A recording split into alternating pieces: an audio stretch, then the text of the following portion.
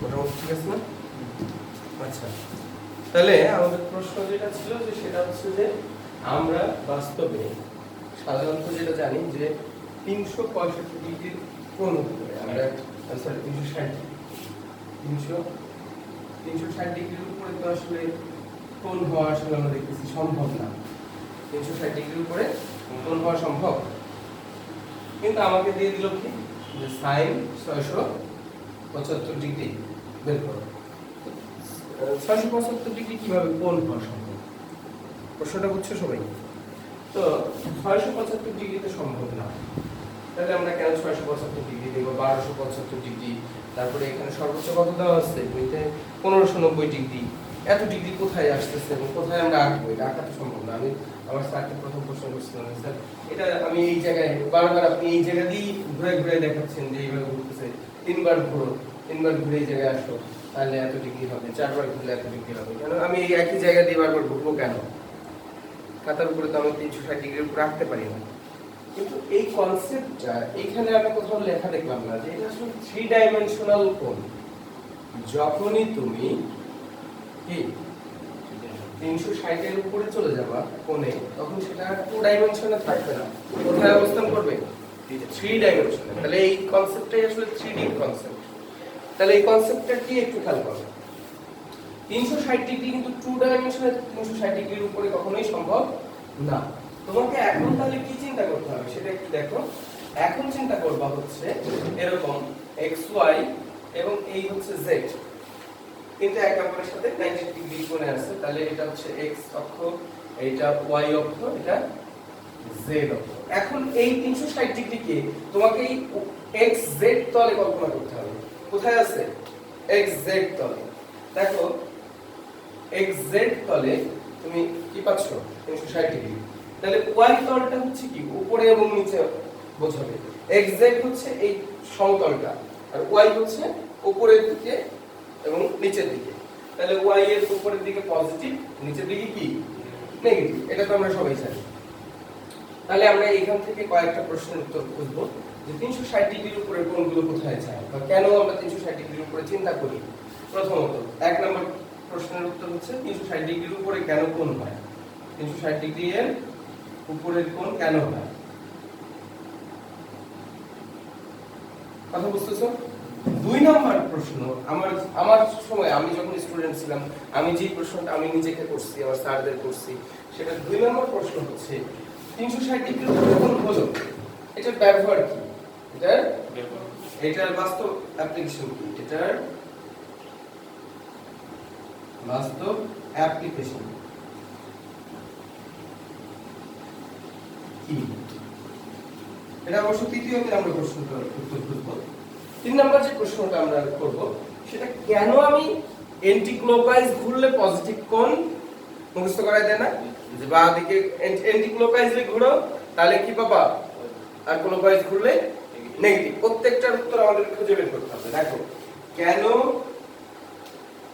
Anti clockwise, মানে আমি চিহ্ন দিয়ে বুঝাই, এটা হচ্ছে এন্টি ক্লকওয়াইজ পজিটিভ কোণ দেয়,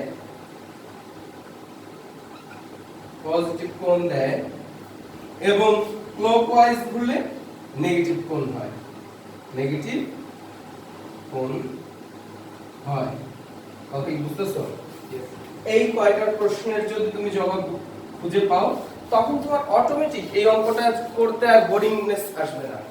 কারণ আমাকে শেখাই দিতেছে একটা মানে আমাকে একটা সিস্টেম শেখাই দিচ্ছে, আমি সেই সিস্টেমে আগাচ্ছি। আমাকে সিস্টেম শেখানো হচ্ছে যে তুমি এরকম এন্টি ক্লকওয়াইজ ঘোরো, এই একবার ঘুরে আসে 360 ডিগ্রি হবে, দুইবার ঘুরলে কত হবে? 720 হবে। এরকম 360 করে করে প্রত্যেক ঘুরলিতে বাড়বে। কিন্তু আমাকে এই প্রশ্নগুলোর উত্তর দেওয়া হচ্ছে না, কেন আমি 360 ডিগ্রির উপরে কোণ আঁকতে যাব? দ্বিতীয় প্রশ্ন হচ্ছে এর বাস্তব অ্যাপ্লিকেশন কি? কোথায় আমি এটার অ্যাপ্লিকেশন খুঁজে পাবো? 3 নাম্বার যেটা সবচেয়ে গুরুত্বপূর্ণ কোশ্চেন, কেন আমাকে এন্টি ক্লকওয়াইজ পজিটিভ দিচ্ছে আর ক্লকওয়াইজ ঘুরলে নেগেটিভ কোণ দিচ্ছে? তো একটার উত্তর আমরা পেয়ে গেছি, যেটা হচ্ছে 3 ডাইমেনশনাল স্পেসের কোণ। 3 ডাইমেনশনাল স্পেসের কোণ বলতে কি বোঝাচ্ছে? তোমাকে আমি যে 3 ডাইমেনশনাল স্পেসটা এখানে দেখাইছি, আমাদের তল চিন্তা করতে হবে। এই তলটাকে বলে, এই যে এই জায়গায় যে তলটা, এই তলটাকে বলা হয় zx তল। তার মানে আমাদের কোণগুলো ঘুরতেছে কোন তলে, zx তলে। তাহলে zx তলে হচ্ছে আমাদের কোণটা আছে। এখন আমরা y তলটার আমরা জানি y অক্ষের উপরের দিকে পজিটিভ, নিচের দিকে নেগেটিভ। তো তুমি এখন চিন্তা করবে, তোমরা স্ক্রু ড্রাইভার সম্পর্কে তো সবার ধারণা আছে, স্ক্রু ড্রাইভার।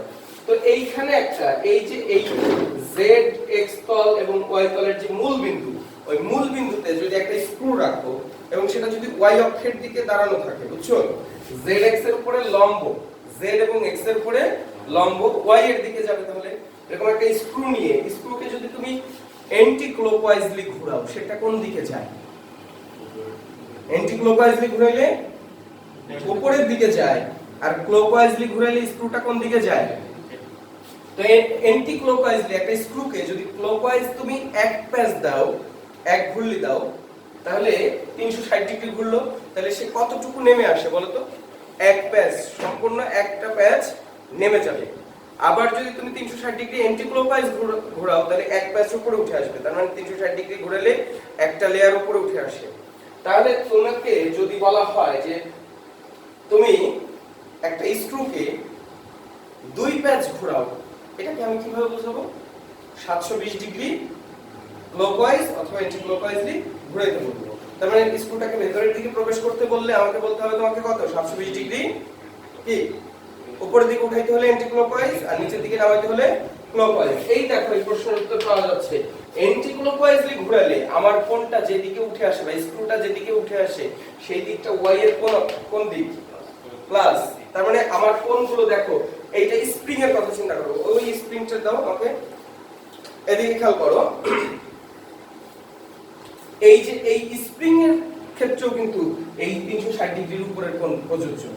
দেখো এই প্রথম যে প্যাচটা, এই প্যাচটা হচ্ছে 360 ডিগ্রি, দ্বিতীয় প্যাচটা হচ্ছে 720, তারপরের প্যাচে 1080। তো এইভাবে 360 করে করে করে করে উপরের দিকে উঠতেছে। তাহলে একটা স্ক্রুকে যদি তুমি এই দিকে ঘোরাও, তাহলে সেটা প্রত্যেকবার 360 ডিগ্রি করে করে উপরের দিকে উঠতেছে এবং কোণটা স্ট্যাক হচ্ছে কোন দিকে? উপরের দিকে। আর যদি তুমি ক্লকওয়াইজলি ঘুরাইতে থাকো, তাহলে এই স্ক্রুটা ভেতরের দিকে যাচ্ছে এবং তোমার কোণগুলো কোথায়? নিচে নেমে যাচ্ছে এবং নিচে কোণ তৈরি হচ্ছে। তাহলে নিচের কোণ অবশ্যই নেগেটিভ, কারণ এটা y এর নেগেটিভ দিক, আর এটা হচ্ছে y এর পজিটিভ দিক। তাহলে আমাদের দুইটা অ্যাপ্লিকেশন বা দুইটা প্রশ্নের উত্তর আমরা পেয়ে গেছি। 360 ডিগ্রির উপরের কোণ কি? 3 ডাইমেনশনাল, সেটা 2D না, উপরে ওঠে অথবা নিচে নামে। এবং কেন পজিটিভ এবং কেন নেগেটিভ হয় ক্লকওয়াইজ এন্ড ক্লকওয়াইজে, সেটা আমরা জেনে গেছি। প্রশ্ন হচ্ছে অ্যাপ্লিকেশন কোথায়? এর হিউজ অ্যাপ্লিকেশন আছে। আমি তোমাদেরকে একটা অ্যাপ্লিকেশন বলবো, যেই অ্যাপ্লিকেশনটা তোমাদের কাছে বোধগম্য হবে এবং খুবই কনভিন্সিং একটা অ্যাপ্লিকেশন। সেটা কনভিন্সিং বা খুব সহজবোধ্য একটা অ্যাপ্লিকেশন। চিন্তা করো যে তোমরা দেখে থাকবা যে তোমাদের কম্পিউটার, এই যে ল্যাপটপ, মোবাইল যেগুলো আমরা ইউজ করি, সেগুলোর এখন ম্যানুফ্যাকচারিং এ বেশিরভাগ কাজ কাকে দিয়ে করানো হয়? রোবট দিয়ে করানো হয়। খেয়াল করছো? রোবটকে দিয়ে সবকিছু স্ক্রু লাগানো হয় বা সবকিছু টাইট করা হয় কি দিয়ে? রোবট দিয়ে, কারণ পারফেক্টলি সেটা কি অ্যাটাচ করতে পারে। এখন আমার প্রশ্ন হচ্ছে, একটা রোবটের তো আমার মতো সেন্স নাই। আমাকে একটা স্ক্রু যদি এখানে ঢুকাইতে বলো, তাহলে আমি ঘুরাইতে ঘুরাইতে যখন এটা সম্পূর্ণ প্রবেশ করে যাবে, টাইট হয়ে যাবে, তখন আমি এটা খুলে দেবো। কিন্তু রোবটের কি টাইট হয়ে গেছে এটার সেন্স আছে? তাহলে রোবটকে তোমাকে কিভাবে বুঝে নিতে হবে? রোবট কি বুঝে? রোবটকে আমরা কি দেই? ইনস্ট্রাকশন দিই ম্যাথমেটিক্যালি। কম্পিউটারকে যে কোনো ইনস্ট্রাকশন দিতে হয় কিভাবে? ম্যাথমেটিক্যালি। আমাদের অনেকেই বলে যে এই যে ম্যাথ করতেছো, আমি স্যারদের কাছে, আমি যখন স্টুডেন্ট ছিলাম জিজ্ঞেস করছি স্যার ম্যাথ কেন করি? ম্যাথ করলে মাথা খোলে, এই জন্য ম্যাথ করি। তো ম্যাথ মাথা খোলার জন্য তো ম্যাথ আবিষ্কার হয়নি, ম্যাথ প্রয়োজনের তাগিদে আবিষ্কার হয়েছে। তাহলে এটা প্রয়োজনীয়তাটা কি? আমি কম্পিউটারের সাথে কথা বলার একটা মাত্রই মাধ্যম আছে, সেটা হচ্ছে ম্যাথ। কারণ কম্পিউটার আমি যে কমান্ডটি দিই, সেই কমান্ড শেষ পর্যন্ত কি ম্যাথমেটিক্যাল আকারে তার ভেতরে যায়, বাইনারি কোড হিসাবে। তাহলে ম্যাথমেটিক্স দিয়েই আমাকে কম্পিউটারকে বুঝাইতে হবে যে কত প্যাচ সে ঘুরে উপরের দিকে উঠবে বা নিচের দিকে নামবে। তাহলে আমি যদি মনে করো একটা কম্পিউটারের একটা স্ক্রুকে রোবটকে দিয়ে সেট করাবো, তাহলে স্ক্রুতে কতগুলো প্যাচ আছে তুমি জানবা না? এটা কতগুলো প্যাচ আছে? ধরো স্ক্রুতে যে কয়টা প্যাচ আছে সেটাকে 360 দিয়ে গুণ করো, 360 দিয়ে গুণ করো, মনে করো 5টা প্যাচ আছে, 360 দিয়ে গুণ করলে কত হবে? গুণ করো তো কত হয় দেখো, ক্যালকুলেটর বের করো। তাহলে আমার দরকার হচ্ছে 5টা প্যাচ দিতে হবে, তাহলে 5 হ্যাঁ 1800। তাহলে 5 প্যাচ দিবে আমার, তাহলে 5 গুণ 360, তাহলে আমি দেখতেছি যে এটা হচ্ছে 1800 ডিগ্রি। 1800 ডিগ্রি কোণ উৎপন্ন হবে 5 প্যাচে বা 5 প্যাচের একটা স্প্রিং এ বা 5 প্যাচের একটা স্ক্রুতে 1800 ডিগ্রি থাকে। তাহলে আমি কম্পিউটারকে কিভাবে বুঝাবো? কম্পিউটারকে বলবো যদি তুমি এখন স্ক্রুটাকে টাইট করতে চাও তাহলে কি ভেতরের দিকে নিচের দিকে নামবে না উপরের দিকে উঠবে? নিচের দিকে নামবে। তাহলে আমাকে কম্পিউটারকে কি বলতে হবে? 1800 ডিগ্রি নেগেটিভ 1800 ডিগ্রি ঘোরানো। তাহলে কম্পিউটার ওই যেই মানে রোবটকে কমান্ড করলো যে 1800 ডিগ্রি পজিটিভ টার্ন দিতে হবে। তাহলে positive turn sorry negative turn মানে কি? ক্লকওয়াইজ। তাহলে ওটা ক্লকওয়াইজ ঠিক 1800 ডিগ্রি ঘুরে থেমে যাবে। নালে যদি ওই কমান্ডটা তুমি যদি না দাও তাহলে এটা কি ঘুরে দিতেই থাকবে, ঘুরে দিয়ে কি ভেঙে ফেলবে না? তাহলে এখন ওই রোবোটিক আর্মকে আমি বা রোবটকেই বুঝাইতে চাই যে আমি এটা খুলতে চাই, আমি এখন খুলতে চাই। তাহলে তুমি এটাকে কি করে দিবা? প্লাস। এটাকে জাস্ট প্লাস করে দিবা। তাহলে রোবট বুঝিয়ে দিবে যে এটাকে কি করতে হবে? উপরের দিকে উঠাইতে হবে। তার মানে এটা তখন সে এন্টি ক্লকওয়াইজ ঘোরানো শুরু করবে। কথা কি বুঝছো? তাহলে এটা পিক্সেল আছে না? তাহলে 360 ডিগ্রির উপরের কোণগুলো আসলে থ্রি ডাইমেনশনাল কোণ, এবং সেটা দিয়ে আমরা কি করি? সেটা দিয়ে একটা অ্যাপ্লিকেশন আমি দেখাইলাম যে স্ক্রুকে টাইট করা বা লুজ করার ক্ষেত্রে আমাদের এটা কাজে লাগে। আরো অনেক অ্যাপ্লিকেশন আছে এটা। তো এখন আমরা যেটা দেখব সেটা হচ্ছে যে আমাদের এখানে আরো কিছু বেসিক আছে। সেটা হচ্ছে যে আমরা তো জানলাম যে ক্লকওয়াইজ ঘুরলে নেগেটিভ আর ক্লকওয়াইজ ঘুরলে পজিটিভ। আমাদের আরেকটা জিনিস শেখানো হয়, সেটা আমরা এই যে এইভাবে শিখি যে আমাদের এরকম একটা যদি এরকম একটা তলে আমাদের বলা হয় এই যে ভাগগুলো এগুলোকে বলা হয় চতুর্ভাগ, 4 ভাগ, তাই না? এটাকে কি বলে? প্রথম চতুর্ভাগ, এটা দ্বিতীয় চতুর্ভাগ, এটা তৃতীয়। কেন আমরা এন্টি ক্লকওয়াইজ ঘুরি? কারণ আমাদের পজিটিভ কোণের দরকার হলে আমরা কি এদিকেই ঘুরবো। এন্টি ক্লকওয়াইজ ঘুরলে আমরা কি জানি এখন থেকে? তাহলে এন্টি ক্লকওয়াইজ যখনই তুমি ঘুরবা তখন মনে করবা যে প্রথম প্যাচ আসলে এই জায়গায়, তারপরের প্যাচ তার উপরে আরেকটা প্যাচ, এই যে এইভাবে। এর পরের প্যাচটাই হচ্ছে উপরের প্যাচ, তারপরের প্যাচটা তার উপরের প্যাচ, তারপরের ঘূর্ণনটা তার উপরের প্যাচ। তার মানে এখন এই বোর্ডের উপরে চিন্তা করলে কিন্তু হবে না। তার মানে তুমি যখন নেগেটিভ 5 বার ঘুরছো 1800 ডিগ্রি আসছো, তার মানে এখানে তোমার 5টা লেয়ার তৈরি হয়ে গেছে। এবার তুমি মনে থাকবে এটা। তাহলে এটা হচ্ছে তৃতীয়, এটা হচ্ছে চতুর্থ। আমাদের কিছু মুখস্থ শেখানো হয় যে এখানে সাইন পজিটিভ, আর না এখানে সবাই পজিটিভ, এখানে শুধু সাইন আর কোসেক পজিটিভ, বাকিরা সবাই নেগেটিভ। এখানে ট্যান আর কট পজিটিভ, বাকিরা সবাই নেগেটিভ। এখানে সেক আর কোসেক কজ কজ আর সেক পজিটিভ, বাকিরা সবাই নেগেটিভ। এটা সাইন কোসেক। আচ্ছা ঠিক আছে। তাহলে এখন আমার প্রশ্ন হচ্ছে কেন? এটা কি জানো সবাই? কেন এটা মুখস্থ করা যাবে তো না? মুখস্থ তো আমরা করতে পারি না। যে মুখস্থ করে ফেললাম যে এইখানে এটা আমি দেখছি একটা ছন্দ মুখস্থ করায়, যদিও সেটা মেমোরাইজিং ট্রিক হিসেবে আমি ঠিক বলি যে ঠিক আছে মনে রাখার উপায় এটা মনে রাখো, কিন্তু মনে রাখার পরেও ব্যাপারটা আসলে কি ঘটছে সেটা তো আমার জানা দরকার। কেন এখানে অল পজিটিভ, কেন এখানে সাইন এবং কোসেক পজিটিভ, এখানে ট্যান কট পজিটিভ, এখানে সেক কস পজিটিভ। তোমরা মুখস্থ করে ফেলছো, তোমরা কিন্তু সবাই জানো এটা, কারণ 9 এ ছিল, হায়ার ম্যাথে এটা 8.1 এ বলতেন, তাই না? কিন্তু এটার আসল কারণটা কিন্তু কেউ খুঁজে বের করে আমাদের শেখায় না যে এটা কারণটা কি। এইভাবে ডিপলি যদি আমরা চিন্তা করে পড়ি তাহলে আমাদের মুখস্থের ব্যাপারটা টোটালি চলে যায়। তো এটা মনে রাখার জন্য স্যাররা শেখায় যেটা অল স্টুডেন্ট টেক কেয়ার, এভাবে মনে রাখায়। কথা কি বুঝছো? তাহলে অল এ সবাই, স্টুডেন্ট হচ্ছে সাইন, সাইন আর কোসেক, সাইনের বিপরীতটা এখানে ট্যান, টেক টেকের ট্যান, কেয়ার এর সিতে কজ, কজ আর কজের উল্টাটা, কজের উল্টাকে সেক। তো এইভাবে মনে রাখো অল স্টুডেন্ট টেক কেয়ার। কিন্তু আমার কথা হচ্ছে যে স্টুডেন্টের টেক কেয়ার ঠিক আছে, কিন্তু এখানে বোঝার ব্যাপারটাও তো টেক কেয়ার করা উচিত।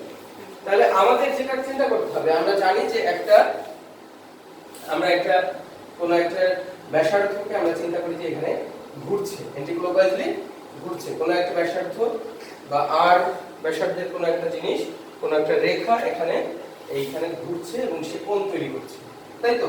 একটা ঘড়ির কাঁটার কথা চিন্তা করো, এখানে একটা কাঁটা আছে, এই কাঁটাটা ঘুরছে এবং এটা এই অক্ষের সাথে কোণ তৈরি করতে করতে আগাচ্ছে। তো যেই কাঁটাটা এখানে ঘুরছে সেই কাঁটাটার ব্যাসার্ধ হচ্ছে মানে দৈর্ঘ্য হচ্ছে r। এখন তোমাকে মনে রাখতে হবে যে দৈর্ঘ্য কখনো নেগেটিভও হয় না, পজিটিভও হয় না। তার মানে এই যে যে কাঁটাটা, এই কাঁটার দৈর্ঘ্য r, r অলওয়েজ পজিটিভ। আর কখনো কি হতে পারে না, নেগেটিভ হতে পারে না।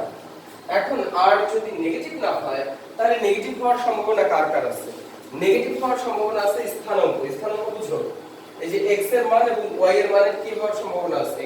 নেগেটিভ হতে পারে। x এদিকে গেলে পজিটিভ, এদিকে গেলে নেগেটিভ, y এদিকে গেলে পজিটিভ, এদিকে গেলে নেগেটিভ। তার মানে এটা মনে রাখো যে ব্যাসার্ধ ভেক্টর নেগেটিভ হবে না, বা ব্যাসার্ধটা এই যে দৈর্ঘ্য, মনে রাখবে এটা একটা দৈর্ঘ্য, দৈর্ঘ্য কখনো কি হয় না, নেগেটিভ হয় না। শুধুমাত্র স্থানাঙ্ক নেগেটিভ পজিটিভ হতে পারে। এখন কোন মনে করো এইখানে এইটা হচ্ছে থিটা, এদিকে খেয়াল করো সবাই, আর তো অলওয়েজ পজিটিভ, আর কি অলওয়েজ পজিটিভ। তাহলে এইখানে এইটা কি, তাহলে বলো তো এই বিন্দুটা যদি x, y হয় তাহলে এই বিন্দুটা এইটা কি y আর এইটুকু x। এটা একটা সমকোণী ত্রিভুজ, তাই তো?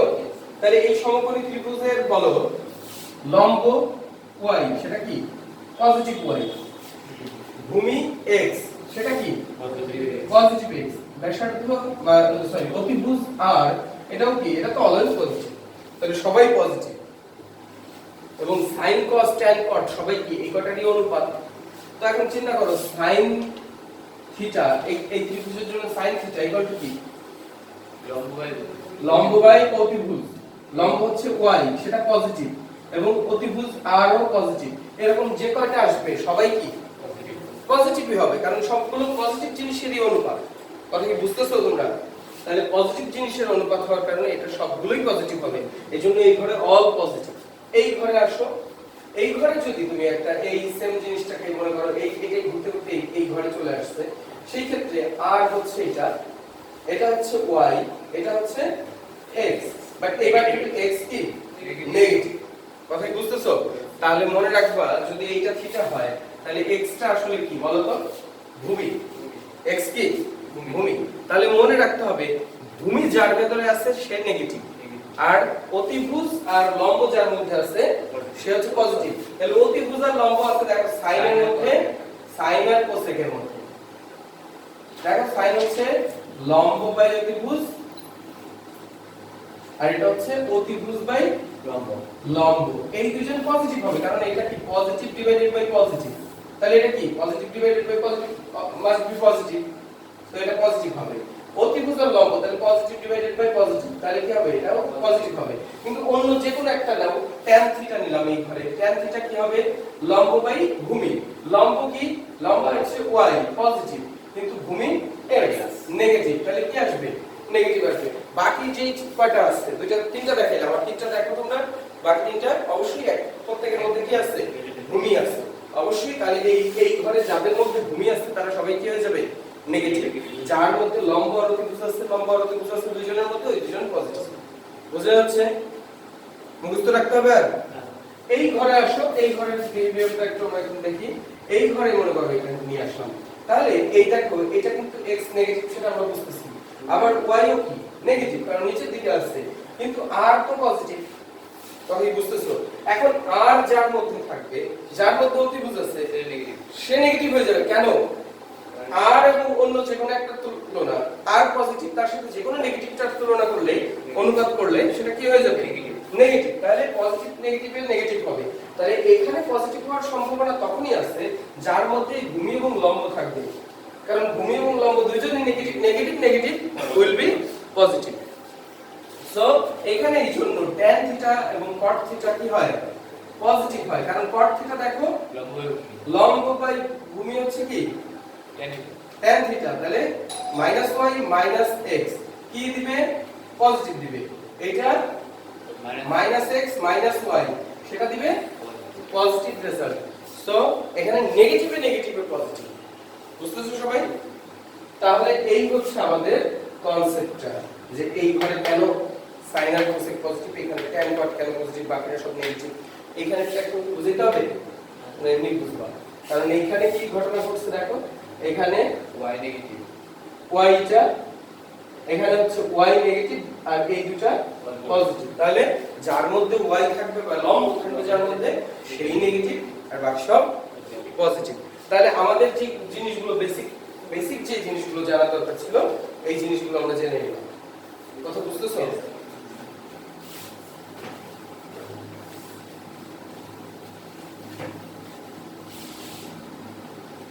এখন এখানে আমরা কয়েকটা রিডিউসিং ফ্যাক্টর ইউজ করব। রিডিউসিং ফ্যাক্টরটা কি খেয়াল করো, যদি আমাদের কাছে সাইন এখানে এরকম যদি থাকে n * 90 degree plus or minus theta, যে কোনো কিছুর ক্ষেত্রে এরকম সূত্রটা খেয়াল করো। মনে রাখবা, যদি n জোড় সংখ্যা হয়, n যদি কি হয় জোড় সংখ্যা হয়, তাহলে যা আছে তাই থাকবে, যা আছে তাই থাকবে। আর যদি বেজোড় সংখ্যা হয় তাহলে চেঞ্জ হয়ে যাবে। এটারও বেসিক আছে, এটা আমি বুঝাবো। খেয়াল করো, তাহলে এই n যদি জোড় হয় তাহলে আমাদের কি হবে, চেঞ্জ হবে না, আর বেজোড় হলেই চেঞ্জ হবে। এবং এটা হচ্ছে ঘরের উপরে নির্ভর করবে, যে প্লাস মাইনাসের কারণে এই কোণটা কোথায় যে থামলো সেটার উপরে নির্ভর করে এটা সামনে পজিটিভ অথবা নেগেটিভ আসবে। কথা বুঝতেছো? তাহলে জোড় অথবা বেজোড়ের কারণে সাইন কজ হবে কিনা বা কজ সাইন হবে কিনা, মানে অনুপাত চেঞ্জ হবে কিনা, সেটা নির্ভর করবে n এর উপরে।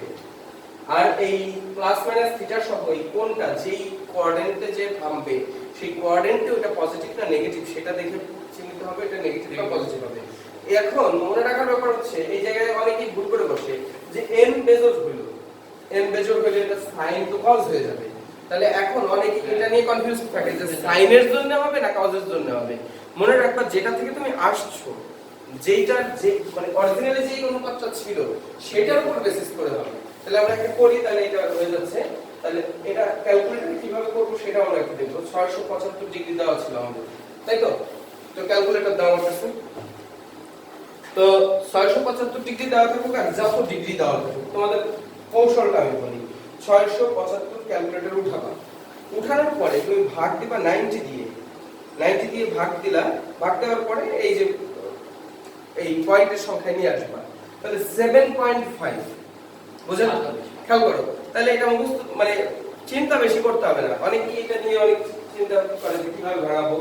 তাহলে এটা হবে sin 7.5, তার মানে 7 7টা 90 আছে পূর্ণ আর একটা আছে তার অর্ধেক।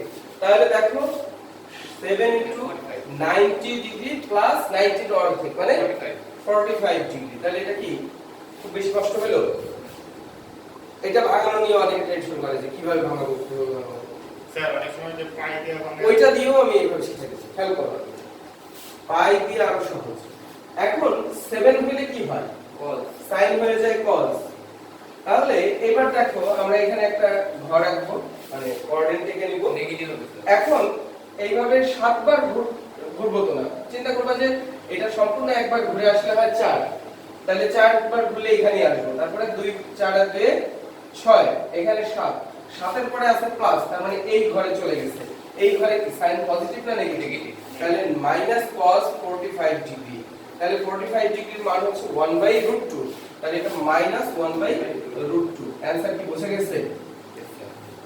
কঠিন না সহজ? স্যার একেবারে এভাবে করলে হবে নাকি পাই দিয়ে করতে হবে? না, তোমাকে যদি এই জায়গায় দেওয়া থাকে এরকম, তাহলে তুমি পাই দিয়ে করবে কেন? পাই দিয়ে থাকলে কি করতে হবে সেটা এখন দেখাবো।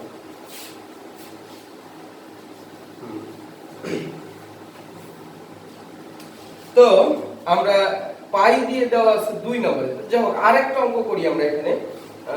এটা হচ্ছে 1 নাম্বারটা ছিল 1 এর 1, কয়েকটা করি যাতে কনফিউশন না থাকে। এরপরে আমরা যাব হচ্ছে আমাদের 6 নম্বরে একটা অঙ্ক দেওয়া আছে 1 এর 6, মুছে ফেললাম।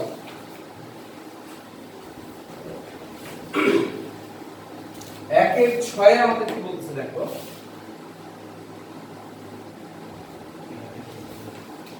সাইন কত ডিগ্রি দেওয়া আছে দেখো, 1/6 sin -1395 -1395 মনে রাখবেন সাইনের ক্ষেত্রে এখানে যদি থিটার মধ্যে নেগেটিভ থাকে সেটা সামনে যায় নেগেটিভটা বসে যায় শুধুমাত্র কোসেক আর সেকের ক্ষেত্রে এটা সরি cos আর সেকের ক্ষেত্রে এটা নেগেটিভ থাকলেও positive pi cos negative theta equal to positive cos theta so এই জায়গায় আমরা বলবো যে মাইনাস sin 1395 যেটা আছে ডিগ্রি তো আমাদের কাজ কি ছিল আমরা একটু আগে শিখলাম যেটা 1395 লিখব ভাগ দেব 90 দিয়ে কত আসে এটা আসছে 15.5 তাহলে তো খুব সহজ মাইনাস sin 15 * 90 তারপর প্লাস হচ্ছে কত 45 ডিগ্রি 0.5 আসলে 45 ডিগ্রি হবে কথা বুঝতেছো আচ্ছা এখন 0.5 আসছে বিধায় আমরা 45 লিখতে পারতেছি 0.12 আসলো 0.2 আসলো আসতে পারে না তো মনে রাখবা যে পয়েন্টের পরে যেটা থাকবে সেটার সাথে 90 গুণ করলে যা হয় 0.5 * 90 কত হবে 45 বুঝছো মনে করো 0.2 আসলো মনে করো 15.5 আসছে বিধায় এটা সহজে করতে পারছি 0.2 * 90 যা আসে সেটা आंसर 18 লিখব এইভাবে হবে তাহলে এইবার দেখো আমরা এটাকে ওই আগের সেই কোঅর্ডিনেটে নিয়ে যাই 15 বার ঘুরলে 4 বার ঘুরলে এখানে 8 বার ঘুরলে এখানে 12 বার এখানে 13 14 15 বুঝছো তার মানে 4 বার ঘুরলে যেহেতু এখানে আসে 12 বারের ক্ষেত্রে এইখানে এসে কম্পাউন্ড তাহলে এইখানে আসবে এখন এইখানে যদি আসে তাহলে এটা নেগেটিভ তাহলে নেগেটিভ নেগেটিভ হয়ে যাবে পজিটিভ সাইন cos স্যার ও cos 15 জন আছে ঠিক আছে থ্যাংক ইউ 45 ডিগ্রি তাহলে কত আসে 1/√2 বুঝা যাচ্ছে এরপরে sec 2580 ডিগ্রি আছে তাহলে sec 2580 ডিগ্রি কি করব দেখো 80 দিয়ে ভাগ করব sec -2580 বলো এটা কি হবে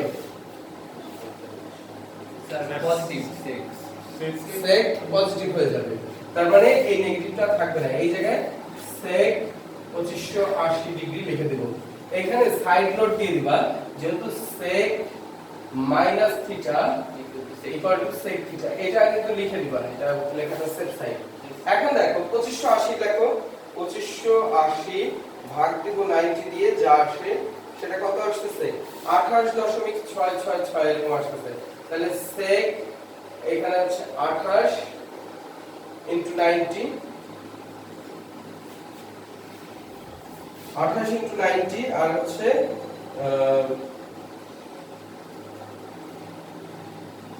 28 * 90 থেকে আসছে 0.666 তাহলে এটা আসে 0.666 * 90 দিলে আমাদের কাছে 60 ডিগ্রি প্লাস 60 66 কটা 66 একবারে শেষ পর্যন্ত ওটাকে কি করবা ওখান থেকে এই 28 বিয়োগ করে দিছি তাহলে যেটা পয়েন্ট সেটুকু আছে সেটার সাথে 90 গুণ করে দিছি তাহলে 60 তাহলে এটা কত হবে 28 এর জন্য sec স্যার আপনি দুইটা এখানে দুইটা 6 নিয়ে যদি 90 গুণ করতে তাহলে কি বলে কোনটা মানে 666 মানে এখানে ছিল না ওইটা না নেওয়াটাই ভালো কারণ ওটা অমূলত শেষ পর্যন্ত যে কটা আছে সবগুলো নেওয়ার চেষ্টা করব ক্যালকুলেটরে পুরোটাই নিয়ে মাইনাস করে ওইটা 0.66 দিলে একটু এদিক ওদিক হবে কারণ আমি তো এখানে একবার যেটা সেটাই চাচ্ছি কথা কি বুঝছো তার মানে 28.66666 অনেকগুলো 6 দেওয়ার পরে 7 আছে আমি এতগুলো লিখতে যাব না ওখান থেকে মাইনাস 28 করে দেব তাহলে যে 0.666 থাকলো ওটার সাথে 90 গুণ করলে 60 আসে তাহলে আমাদের এখানে আসছে কত সেটা ডিগ্রি স্যার 28 টা তো পজিটিভ হ্যাঁ sec কি থাকবে তাহলে 28 এর জন্য 4 7 28 তাহলে 7 বার ঘুরলে এখানে আসবে প্লাস 60 ডিগ্রি তার মানে এই ঘরে অল পজিটিভ 60 sec 60 ডিগ্রি তাহলে cos 60 ডিগ্রির মান কত ছিল cos 60 ডিগ্রি হাফ তাহলে sec 60 ডিগ্রির মান হচ্ছে 2 এটাই आंसर বুঝা যাচ্ছে এবার আমরা পাই দিয়ে দুই একটা করব তাইলে আমাদের ক্লিয়ার হয়ে যাবে যে পাই দিয়ে আসলে কিভাবে করতে হয় যেগুলো ভেঙে দেওয়া আছে সেগুলো নিয়ে তো কোনো টেনশন নাই ভেঙে দেওয়া আছে হচ্ছে প্রথমটা আর শেষটা তো ওইটা নিয়ে কোনো টেনশন নাই আমরা যেটা ভাঙতে হবে সেটা একটা যাই cos 49π/6 অন্যগুলো দেখো ভেঙে দেওয়া আছে প্রথমটা আর শেষটা কিন্তু ভেঙে দেওয়া আছে দেখছো π/2 * 3 এরকম দেওয়া আছে তো আমাদের এখানে খেয়াল করো cos এটা নিয়ে সবাই টেনশন করে যে এইটা তাইলে কি হয় ওইটা তো ক্যালকুলেটর দিয়ে শিখে বললাম শর্টকাট তো এটা হচ্ছে cos কত দেওয়া আছে বলো 49 পাই বাই 6। তো এইটা নিয়ে টেনশন করার কিছু নেই। পাই ডিগ্রিতে নিলে কত 1 পাই সমান সমান কত 180 180। তুমি এটা যেটা করবা এটা সবাই খেয়াল করো 49 ইনটু 180 ভাগ দিব কত দিয়ে 6। তাহলে এটা 1470 চলে আসছে। তাহলে 1470 তোমার এখানে লেখার কোনো দরকার নেই, তুমি রাফে লেখো বা এখানে ক্যালকুলেটর করে ফেলতে পারলে কোনো ব্যাপার না। রাফে 1470 লিখলাম, এটার ভাগ দিলা কত দিয়ে ভাগ দিবা 90 দিয়ে। তাহলে এটা কত আসলো, তাহলে এটা তোমাকে দিল 16.333 এরকম একেবারে অনেকগুলো। তাহলে আমি এইখান থেকে দেখতেছি 16 হচ্ছে পূর্ণ আর এই 333 হচ্ছে অপূর্ণ। তাহলে মাইনাস 16 মাইনাস করে দাও, তাহলে 0.33 থাকে বা এটা 1.3 থাকে। তাহলে এইটাকে আমরা লিখতে পারি ইনটু 90 দিলে 1/3 ইনটু 90। এটা এখন দেওয়ার দরকার নেই, 30 ডিগ্রি এটা হচ্ছে। তাহলে এটা হচ্ছে 16 প্লাস 0.333, তাই তো? তাহলে আমরা দেখতেছি 16টা হচ্ছে পূর্ণ। তাহলে cos, এখন আমি লিখব হচ্ছে পাই বাই 2 এর আকারে, পাই এর আকারে। চিন্তা করার কিছু নাই, পাই মানে কি 180। তাহলে আমরা দেখতেছি এখানে আমি কত দিয়ে ভাগ করছি 90 দিয়ে। 90 দিয়ে ভাগ করার কারণে এটা কি 16টা 90 আছে। তাহলে 16টা 90 ভাবে লিখবো 16 ইনটু মনে মনে ভাববো 90 লিখবো পাই বাই 2। কোনো সমস্যা আছে? স্যার তো স্যার কেউই মানে বুঝতে পারবে না যে তুমি কি করছো। তুমি যদি না করো হ্যাঁ সেটাও লিখে দিতে পারো, কোনো সমস্যা নেই। তুমি এইভাবেই লিখবা, কারণ পাই বাই 2 এর এককেই তো আমরা চিন্তা করি যে নেগেটিভ না পজিটিভ, ঘুরবে কি চেঞ্জ হবে কি না। প্লাস কি আমরা 30 ডিগ্রি, প্লাস কত ডিগ্রি 30 ডিগ্রি মানে কত 180 কত ভাগের একবার 6 ভাগের একবার। তাহলে প্লাস পাই বাই 6। তাহলে আমি কি করছি আমি হচ্ছে ডিগ্রিতেই চিন্তা করছি, লিখছি বাই দিয়ে। স্যার বুঝবে এটা যে আমি ওইভাবে চিন্তা করছি। তাহলে এইটা ভাঙানো অনেকেই টেনশন করে যে কিভাবে ভগ্নাংশ নিব, এই করব সেই করব, কোনো চিন্তা নেই, তুমি সরাসরি এইভাবে বসাই দিতে পারো। তাহলে আরেকটা ভাঙাই, তাহলে আরো ক্লিয়ার হবে। sin 29 পাই বাই 4 sin, তো এটা সম্পূর্ণ করতে পারবো না, cos ই থাকবে, cos ই থাকবে। 16 বার ঘুরলে কত হয় কত 4 4 16, তাহলে 4 বার ঘুরলে তো এইখানেই আসবে সে, আর পাই বাই 6 এইখানে। তাহলে cos pi by 6 all positive ঘরে আসছে, সো পাই বাই 6। এটা ভাঙাইতে কষ্ট বেগ পাই দিচ্ছে 19 এ কি এইভাবে শিখছিলাম, এটা শর্টকাট হলো না, অনেক সহজ হয়ে গেছে, এটা মুখস্থ রাখার কিছু নেই। দেখো sin কত 29 পাই বাই কত আছে 4 না 6 4, তাহলে মাইনাস আছে, তাহলে মাইনাস দিয়ে দাও সামনে।